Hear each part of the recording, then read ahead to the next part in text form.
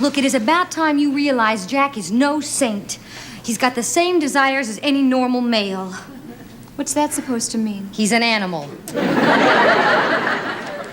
After 8 years dominating the television landscape, Three's Company was suddenly cancelled, leaving millions of viewers in shock. Behind the scenes, a silent earthquake had been brewing. Tensions, schemes, and cracks that had accumulated over the years finally erupted. At the eye of this storm was none other than Suzanne Somers, the dazzling blonde who had captivated the world. When Somers stepped away from the spotlight at the peak of her fame, it marked the first nail being driven into the coffin of this legendary comedy empire. He is a great cook. Plus. He would be good protection for us around the house. Plus. He's very good looking. Plus. Premiering on ABC in 1978, Three's Company became a cultural phenomenon. Over the course of its 8 seasons running until 1984, the show sent America into a frenzy, breaking every conventional boundary of television comedy at the time. Fun, bold, and provocatively playful Three's Company injected a fresh energy into the small screen where laughter was no longer mere entertainment, but a subtle rebellion against the rigid social norms of 1970s America. Yet few knew that the origin of this television blockbuster did not come from Hollywood. In fact, Three's Company was adapted from the British sitcom Man About the House, a seemingly simple story about a man living with 2 women in a small London apartment. In England, the concept already raised eyebrows, but transplanted to the US, it sparked even greater controversy: 3 people of different genders living together. And the man had to pretend to be gay to stay. For conservative 1970s America, this was a sensitive bombshell. It was no surprise that ABC rejected the script twice, fearing public outrage. However, after numerous rewrites, writers Don Nicole, Michael Ross, and Bernie West found the perfect formula.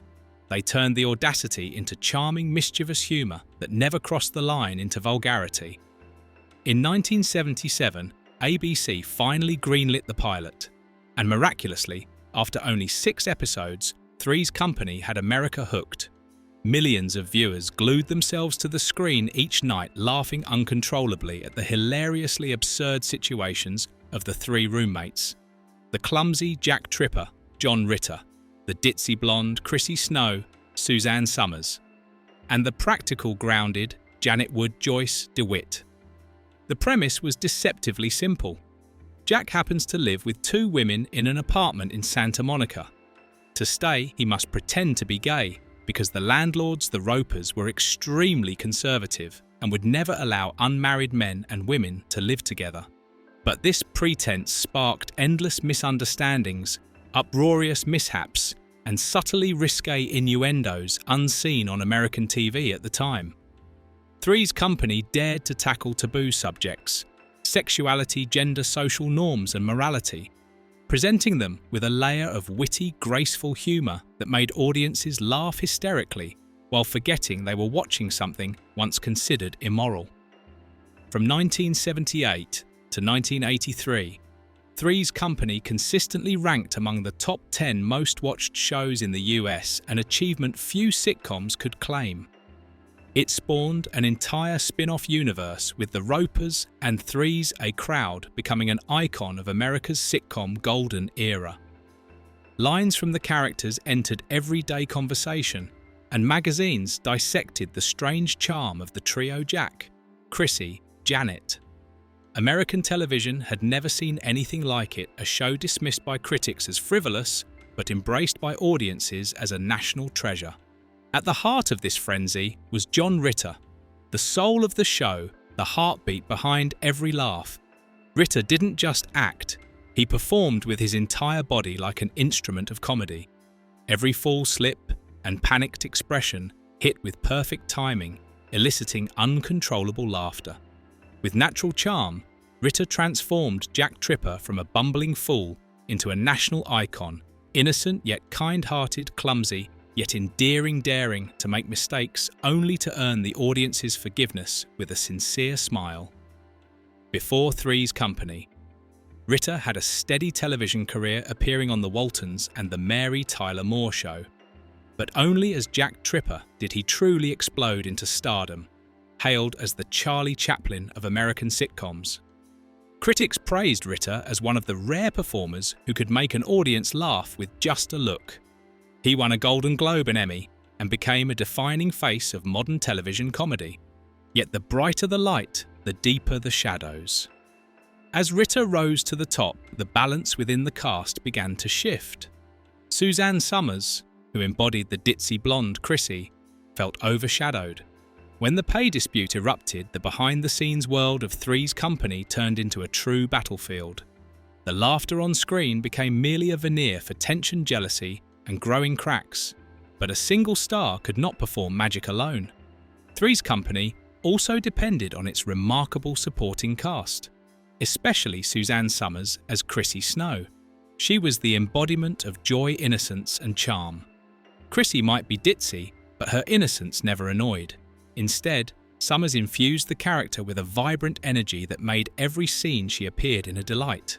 Her charm transformed Chrissy from a cliché blonde into a genuine television icon.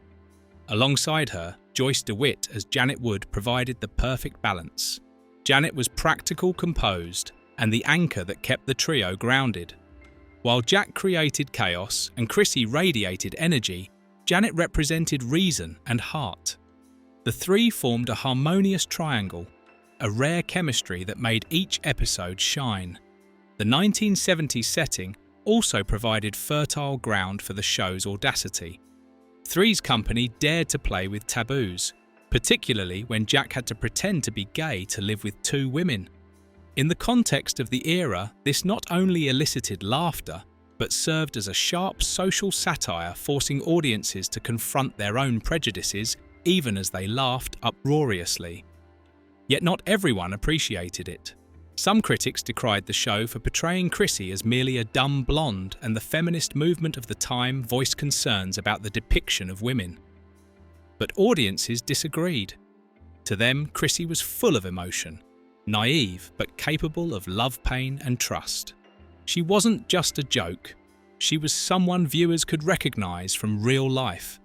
Another factor cementing Three's Company as legendary was its style. Like I Love Lucy or The Honeymooners, the show relied on repeated situations, but refreshed with fast-pacing, sharp dialogue and subtle reactions. Scenes between Jack and landlord Mr. Roper, filled with humorous misunderstandings about Jack's orientation, were pure television gold. The contrast with Mrs. Roper Helen created moments both funny and deeply satirical. Although Ritter's performance was endlessly praised, his stardom also stirred storms. As he became the most talked-about name in Three's Company tensions, among the cast grew especially with Suzanne Somers, who always believed she was the true star of the show. Before joining Three's Company, Somers had minor roles in film and television. Her most notable role was the mysterious blonde who charmed Richard Dreyfuss in George Lucas's American Graffiti 1973. She also appeared in series such as Starsky and Hutch and The Rockford Files. Somers arrived in Hollywood with humble beginnings, a single mother who had struggled with poverty. She set high goals not just to be recognized, but to become a major star and icon. Three's Company seemed like that opportunity. On the show, Chrissy Snow was the soul of laughter, innocent, radiant, and charming to the point where the audience couldn't dislike her. After only a few episodes, Suzanne Somers skyrocketed to television stardom. She became a sensual, yet naive icon of the 1970s, a role so perfect it seemed tailor-made for her. Yet, the dazzling spotlight also suffocated her. Filming 5 days a week, often in front of hundreds of live audience members, required her to maintain high energy and a smiling face, even when she felt like collapsing. She didn't perform physical comedy like John Ritter, but was bound by strict image demands. The character Chrissy Snow, the dumb blonde, was written as a humorous sex symbol. This meant Somers constantly appeared in short skirts and tight tops with camera angles deliberately emphasizing her body. Directors often asked her to adjust costumes to be funnier, meaning more seductive. Somers recalled that every shoot felt like stepping onto a stage where everything about her, from her smile to the hem of her skirt, was monitored. The suffocating environment gradually wore her down. "I felt like I wasn't acting anymore. I was just performing my body," she said in an interview. The psychological strain drove her further from her co-stars and crew. While John Ritter thrived with his physical comedy, Somers was trapped in the sexy, dumb blonde mold, a persona that made her famous but also vulnerable. The more successful she became, the greater the pressure. When Suzanne Somers realized that her salary was only 1/5 of John Ritter's, she began fighting for her rights. While she was earning $30,000 per episode, Ritter received $150,000, 5 times her pay. Feeling the disparity was unfair, Somers demanded equal pay and a percentage of the show's profits, a request unprecedented for a woman in television at the time. She believed she deserved it, but ABC and the producers saw it as rebellion. The negotiation quickly escalated into a Cold War. From the tensions in the boardroom, the oppressive atmosphere spread to the set. The role of Chrissy Snow, once the heart of the legendary trio, was gradually downsized.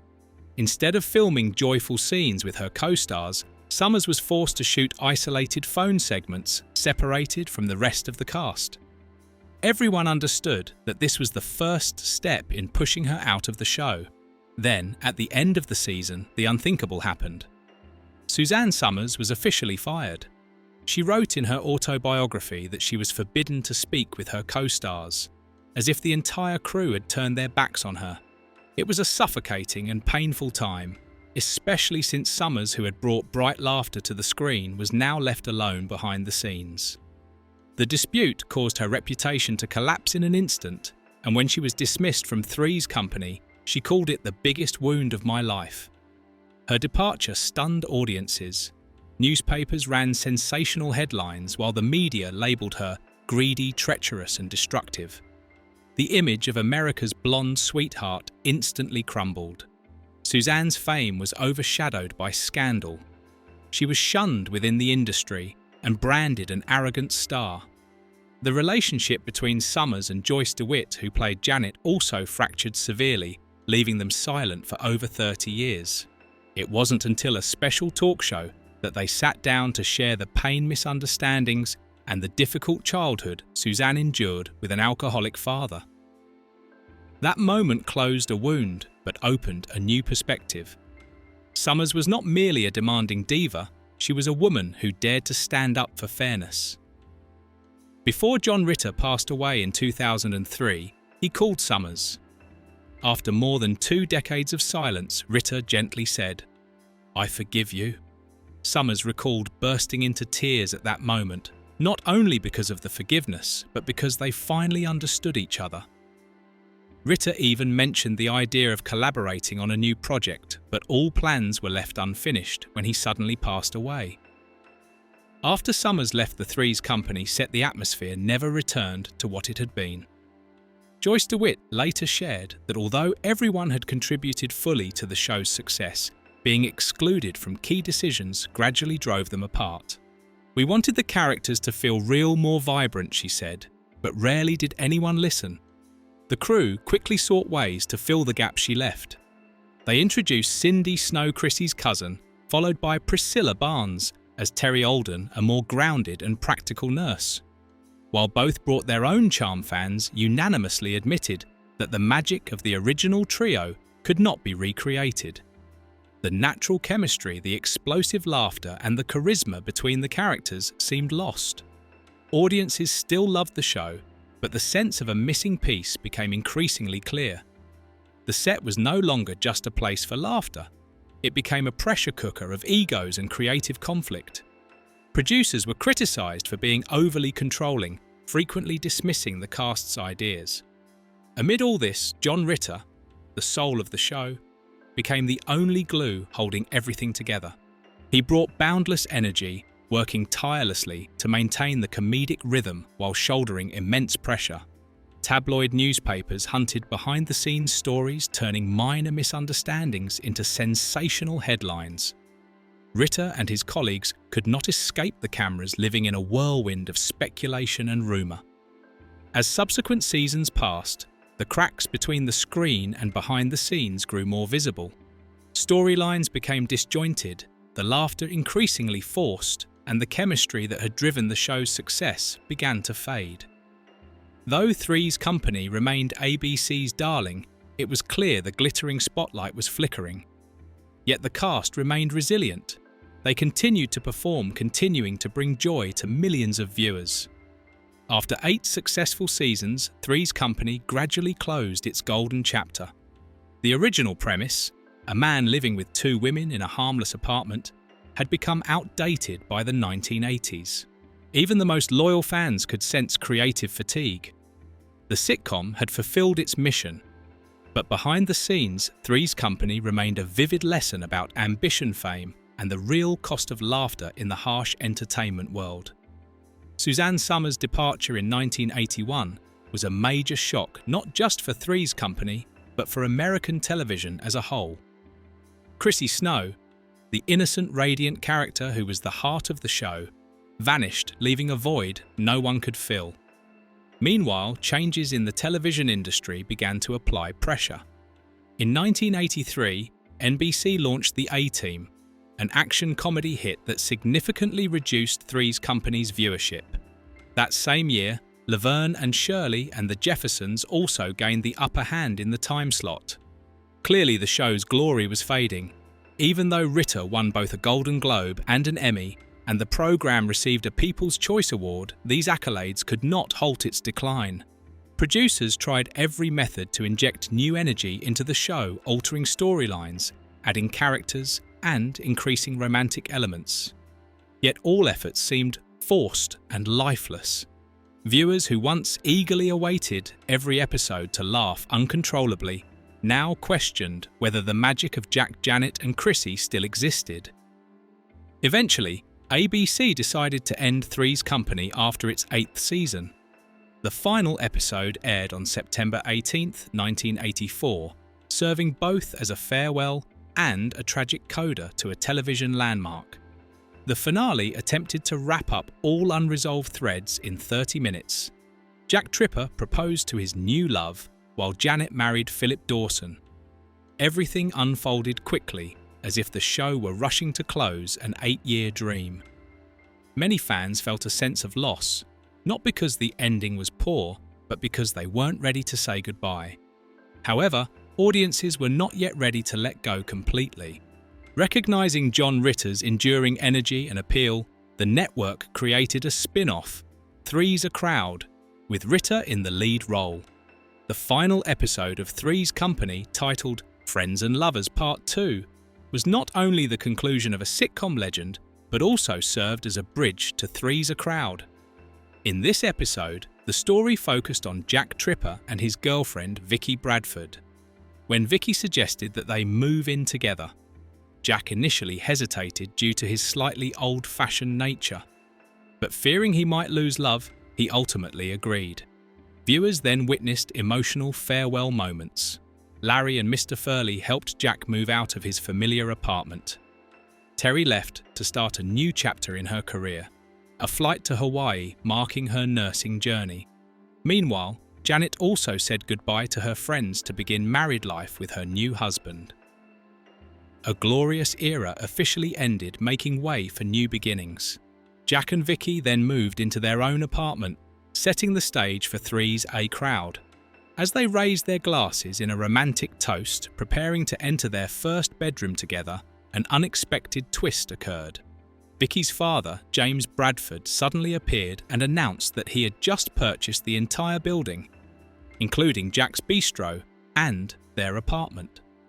This meant he officially became Jack's new landlord.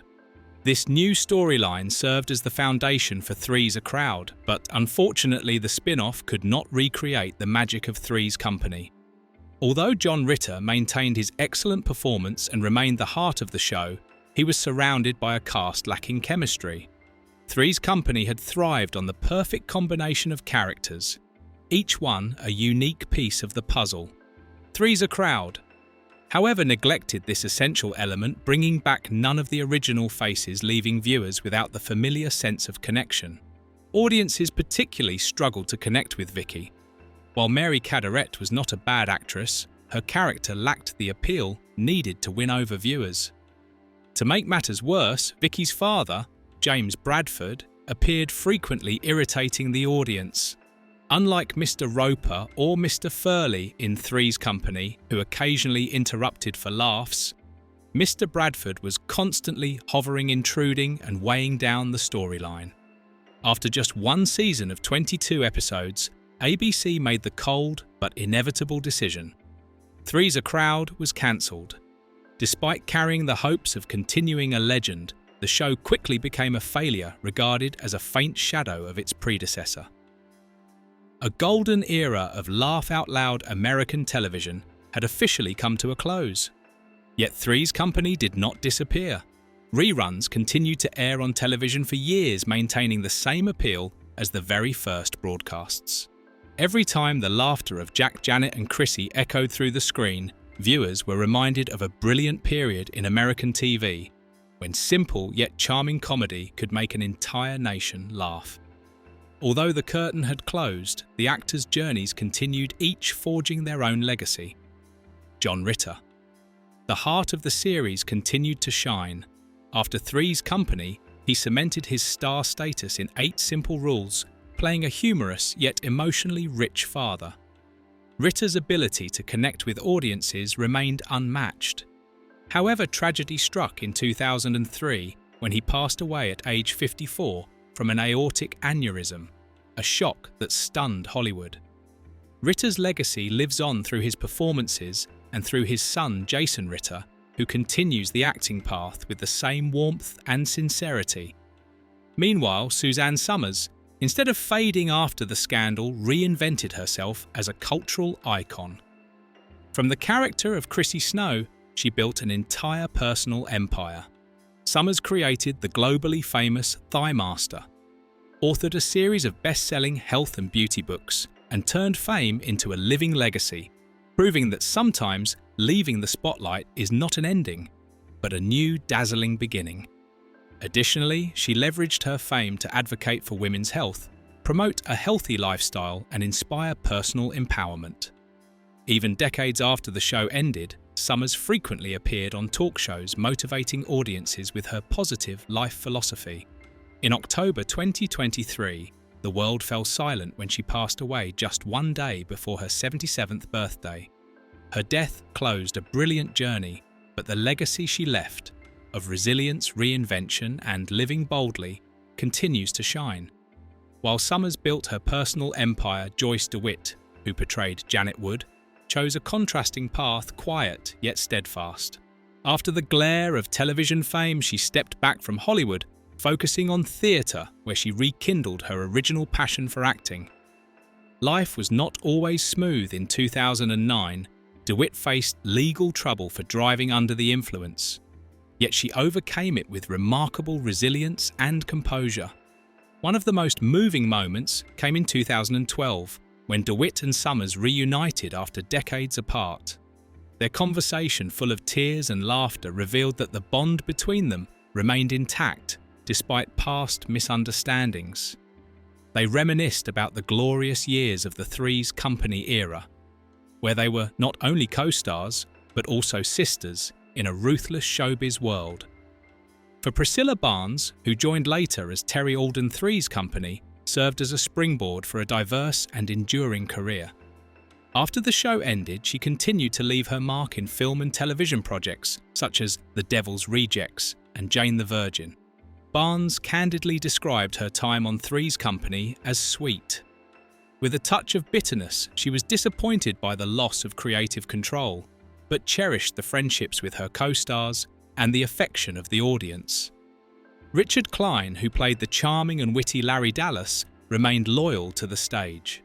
He captivated Broadway audiences with roles in productions such as Waitress, while regularly engaging with fans, keeping the Larry spirit alive in the hearts of sitcom lovers. Klein's humor, charm and talent made him an icon of a golden era of American television. More than 4 decades later, Three's Company is still remembered as a cultural milestone. Funny, clever and daring, the show not only delivered laughter, but also reflected shifts in American society from gender and friendship to personal freedom. The story of three roommates, seemingly simple, was in fact a subtle metaphor for changing attitudes toward life and human relationships. What ensures the enduring appeal of Three's Company is its unique blend of classic comedy and modern sensibility. The absurd misunderstandings not only provoked laughter, but also reflected societal realities, where gender roles were being redefined. The series paved the way for later shows such as Will and Grace and Modern Family, demonstrating that comedy can tackle serious topics without losing its charm. Although Three's Company has long ended, its influence continues to ripple through popular culture. From outrageous comedic situations to exploring human relationships, the show paved the way for many modern sitcoms. The three roommates of yesteryear not only made audiences laugh, but also made them feel warmth, lovable awkwardness, and the real-life bumps of life. Over time, Three's Company remains a timeless symbol of laughter, a laughter that lingers, that people remember and cherish. What about you? Have you ever watched Three's Company and laughed at Jack Tripper's misadventures? Share your thoughts in the comments. If you love stories about classic films and shows, don't forget to like, subscribe, and turn on notifications so you won't miss our upcoming videos. Thank you for watching, and see you as we continue exploring television legends together.